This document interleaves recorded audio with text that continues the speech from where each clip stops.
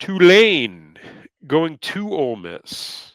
Ole Miss coming into this one, both these teams coming in undefeated. Ole Miss just got the big win against Arkansas at home. Um, Great win for that program. They are a bit banged up at the quarterback position. Their starting quarterback, Austin Simmons, did not play last week, and their backup actually hurt his hand, had to come out for a little bit. Kind of didn't matter.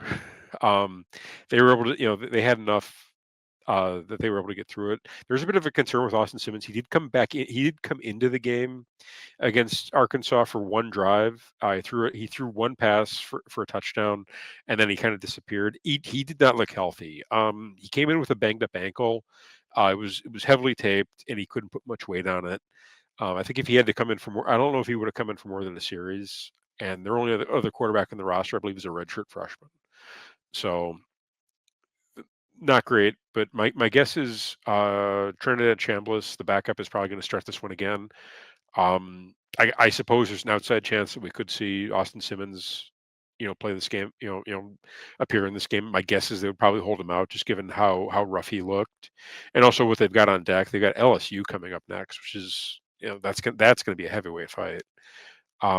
Tulane, on the other hand, has looked okay. They beat up on Northwestern in week one in the game, which Northwestern did not allow them to wear their Hurricane Katrina tribute uniforms. They barely got past South Alabama, and they beat Duke. The final against Duke was 34-27. Again, that makes it sound close. Was not Duke dressed that one up to make it look better than it was. Line on this game. Sorry, we got Ole Miss minus 11.5 is the line. Game total 16.5. I will lay the 11.5. It's really hard to go into an SEC stadium as a P5 school and get a win, let alone cover.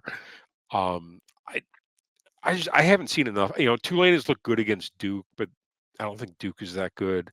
They look good against Northwestern. Northwestern is not very good, and they barely got past South Alabama.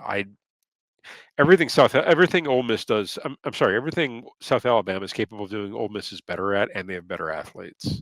So I'm going to lay the 11.5 with Ole Miss. I think they win by I think they win by 2 touchdowns at least.